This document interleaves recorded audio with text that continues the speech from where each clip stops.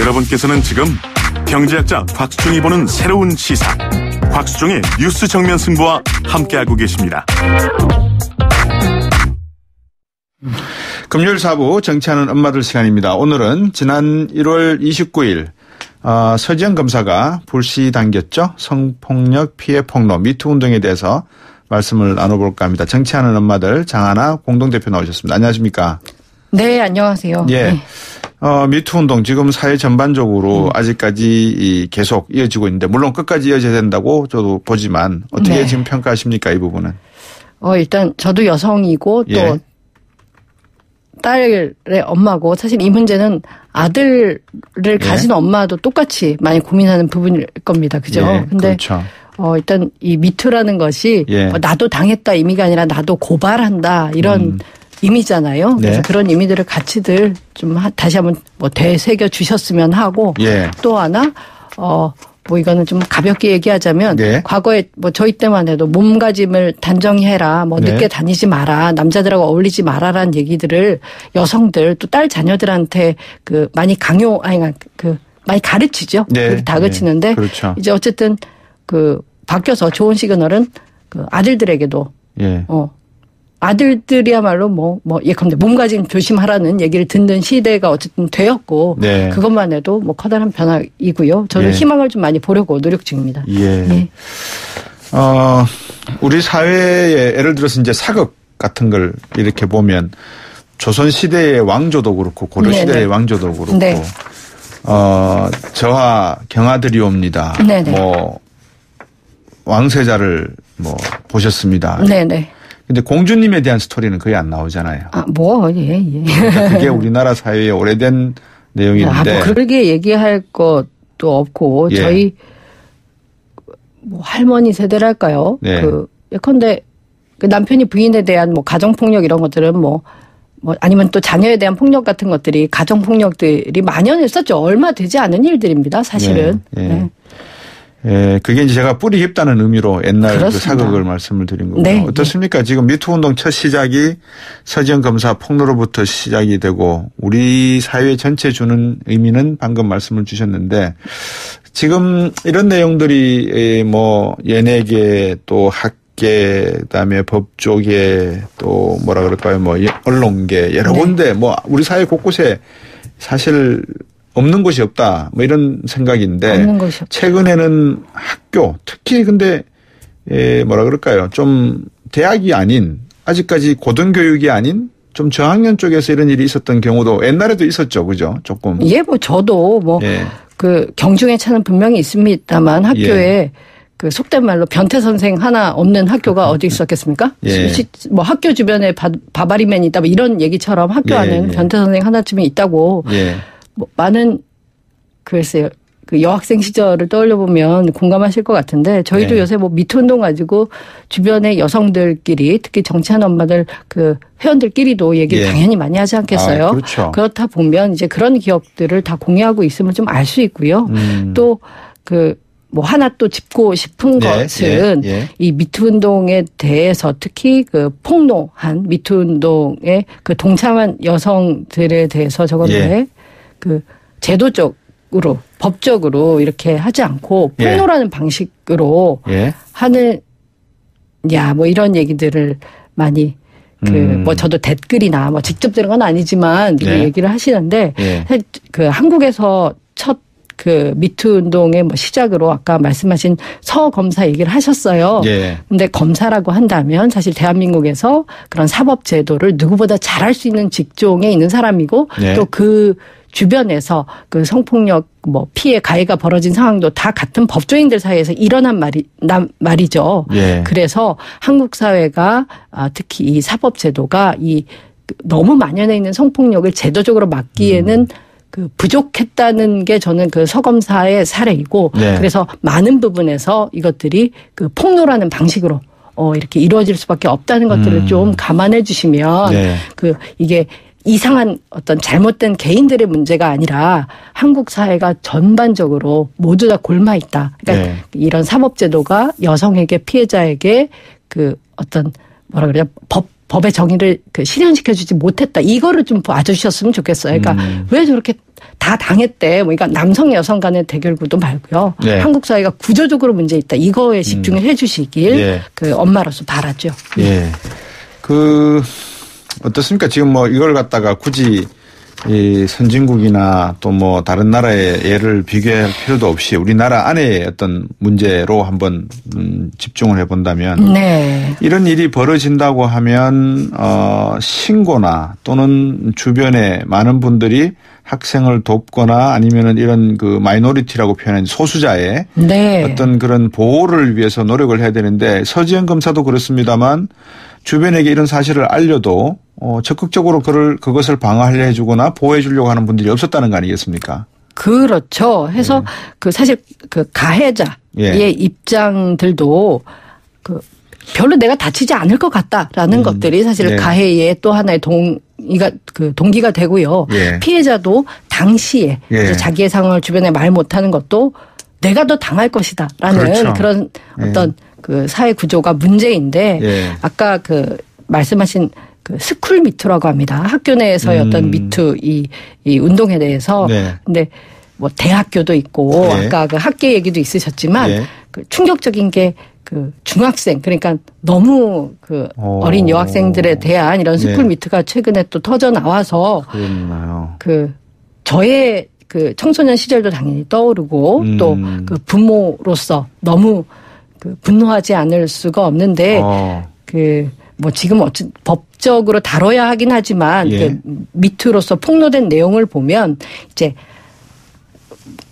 뭐 서울 내에 소재하고 있는 예. 뭐 여중학교의 얘기고요. 예. 한 여성이 9년 전에 예. 본인이 16세 때 당했던 예. 내용 모 예. 교사에게 예. 성추행을 당했는데 이제 뭐 차 조수석에서 심하게 성폭행을 그러니까 뭐 성기든지 어쨌든 신체 부위들을 막 만지고 수치심을 느꼈는데 네. 이제 교사가 사랑해 뭐 이렇게 얘기해서 어릴 때는 예. 이게 사랑인가 아닌가 뭐 이런 감정들 그러니까 모르죠. 그런 걸 판단 그런 예. 상황이었다. 근데 예. 9년 지난 후에 내가 이렇게 얘기하는 이유는 네. 물론 미투 운동이 시작됐기 때문에 자기도 참여하지만 또 다른 피해자가 없기를 바란다 이런 내용들을 얘기했고요. 네. 그 이후에 충격적인 것은 그 교사에게 나도 당했다는 학생들이 본인의 그러니까 미투 운동이 그렇지 않습니까? 본인의 또 이렇게 실명, 나의 신상을 공개하면서 이게 예. 정말 사실이다라는 걸 강변을 합니다. 보통 예. 여성의 경우 본인의 어떤 피해 사실을 밝히지 못하는 데 있어서 예.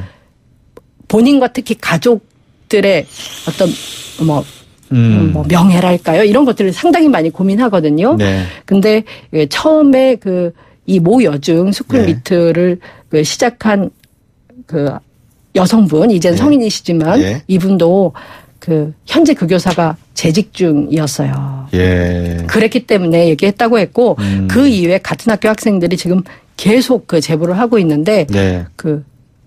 본인의 부모에게 아빠 엄마 내가 지금까지 참아온 거는 아빠 엄마가 이 사실을 알면 너무 괴로워할 것 같아서 상처받을 것 같아서 말을 못했는데 예. 말한다. 그 대신 내일 그냥 내 얼굴 못 본 척하고 출근해 줘. 그리고 학교로 쳐들어가서 그 교사한테 가지도 마. 내가 알아서 하겠어요. 하고 이렇게 부모에게 카톡을 보냈고 또 저는 용기 있다고 봅니다. 그 부모님이 자녀가한테 받은 카톡을 SNS에 또 공개하면서 우리 가족과 내 아예 딸아이를 지지해 달라는 또 이런 내용들을 SNS에 올리고 어떤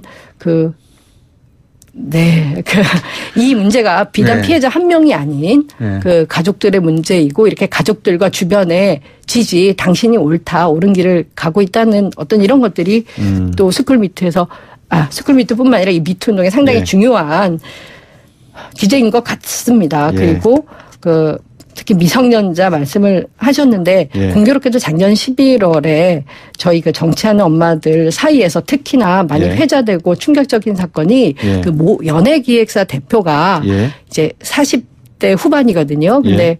본인보다 27살 연하인 10대 여성하고 수차례 성관계를 갖고 동거도 또 한 달간 했었고 임신을 했던 사건이 있어요. 근데 그 여성이 이제 성범죄로 고발을 했는데 네. 1심에서 징역 12년, 2심에서 9년이 나왔지만 결국 3심까지 가서 대법원에서 무죄 판결이 났어요.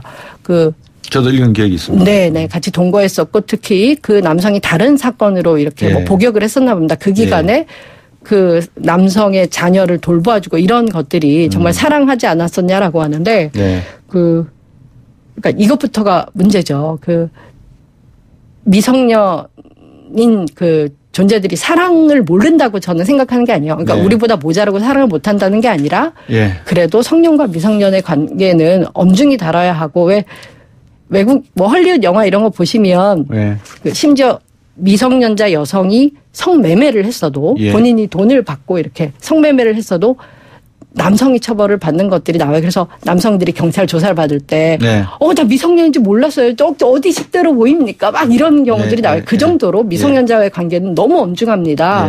근데 한국 상황은 아직도 그러니까 이 사법제도는 너무 정의롭지 못하다. 그래서 미투 운동은 있을 수밖에 없고 계속되지 않겠느냐 이렇게 보고 있죠.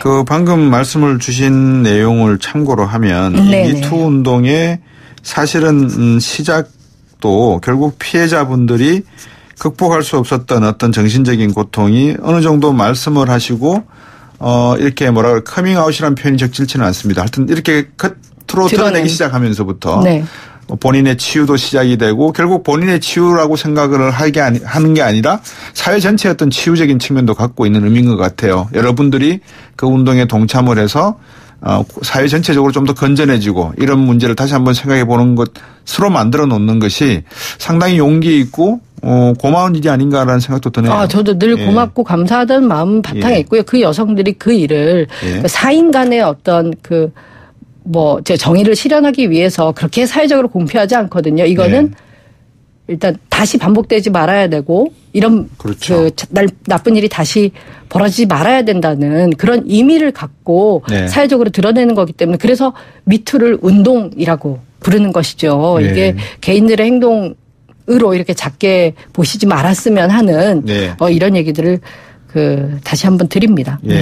근데 이제 그런 요즘 어떤 분들은 그런 것 같아요. 상당히 무고로 많이 내가 당한 것 같다. 그다음에 또 어떤 분은 스스로 목숨을 끊은 분도 계신데 알고 봤더니 일부 그 공개된 내용의 카톡 내용이 조작된 것도 된 것 같다. 그래서 이제 두 가지 문제입니다. 하나는 피해자분들에 대한 2차 피해가 걱정이 되는 게 하나가 있고요. 또 하나는 가해자라고 지목된 분에 대해서 무고로 또 하신 분들이 있을 수 있지 않나. 당연히 있을 수 있죠. 이제 이런 부분에 대한 우리의 인식은 어떻게 해야 되는가 한번 간단히 좀 설명해 주시죠. 근데 그것을 그런 것 같아요. 뭐 1대 99의 문제라고 생각이 들어지고요. 저만 해도 그러니까 어떤 기억이 나냐면 이 사건이 어떠시? 곽수종 박사님께서는 이 사건을 통해서 나는 잘 살아왔나 혹시 돌아본 계기는 안 되셨나요? 저는 늘 생각하는데 말과 행동으로 죄를 매일매일 짓고 사는 사람이라고 생각하기 때문에 조금 더 그런 생각을 해본 적이 있습니다. 정말요? 오히려 저는 이 계기를 통해서 그 여성으로서 한국에서 40년 이상 살아온 저의 삶을 돌아보죠.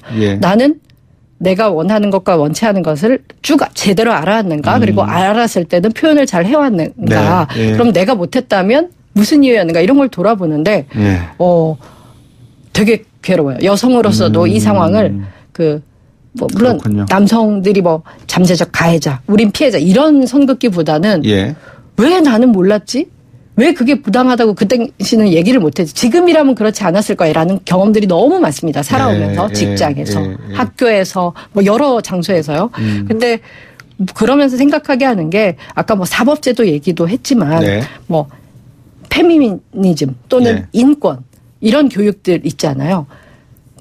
북유럽은 성평등한 유치원 어린이집이거든요. 그러니까 남성 여성의 성역할이라든가 어떤 성별 때문에 또는 나이 때문에 피부색 인종 때문에 모든 것이 차별의 매개가 돼서는 안 되잖아요. 그건 누구나 동의할 수 있지 않습니까? 그렇죠. 우리 안 그럼 개헌해야죠. 그죠?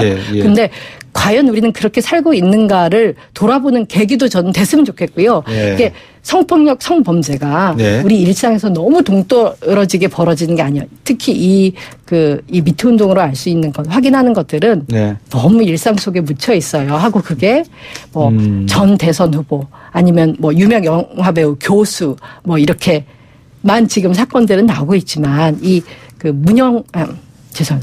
모 여중 미투 운동과 마찬가지로 특히 여성으로서의 제 삶을 돌아보면서 느낀 게 너무 일상적으로 특별한 뭐 대단한 권력이 아닌 그냥 중학교 교사의 권력 이런 것들도 너무 큰 어떤 차별과 폭력의 매개가 되고 있다는 걸 좀 봐줬으면 좋겠고요. 특히 뭐 저도 뭐 진지하게 보지는 않았습니다만은 남성들끼리 주고받는 뭐 펜수를 이런 뭐 카톡 이런 게 있더라고요. 그래서 뭐 목례 이상은 여성과 하지 말아라라던가 나중에는 또 이제 물론 감정적이고 진심은 아니겠는데 아예 여성 직원을 뽑지 말아야 된다라던가 이런 얘기들을 또 하는데 사실 이런 부작용들은 당분간은 더 지속될 거고 하지만 이런 것들이 남성 여성이 같이 안 살 수 없거든요. 뭐 여성들은 그 어느 도에 살고 남성들은 어느 도에 살고 이렇게 할 수 없는 거예요. 불가능한 것이고 결국 문제 해결도 남성과 여성과 모든 시민들이 같이 머리를 맞대야 되는 문제예요. 그리고 여성 남성이 불가촉하라는 게 아니라 동등한 사람으로서 존재하라는 거죠. 그러니까 남성들끼리도 내 주변의 남성 직원과 여성 직원을 동등하게 대하라는 얘기지 선그라는 얘기는 정말 거꾸로 읽은 거라는 얘기를 좀 드리고 싶어요. 알겠습니다. 워낙 뭐라 그럴까요? 사회적으로 우리가 빠르게 움직이고 있는 나라라서. 그렇죠. 그래서 이런 것들도 저들이 어릴 때부터 교육을 통해서 천천히 슬로우 싱킹, 천천히 생각하는 그런 사회로 가는 하나의 단계가 아닐까 그렇게 생각을 해보고요. 오늘 말씀도 잘 들었습니다. 늘 저희들에게 사회가 한 번쯤은 고민해봐야 될 문제점들을 하나씩 지적해 주셔서 늘 감사드립니다. 고맙습니다. 네, 감사합니다. 정치하는 엄마들 장하나 공동대표셨습니다. 다음 주에 뵙겠습니다. 곽수영이었습니다. 고맙습니다.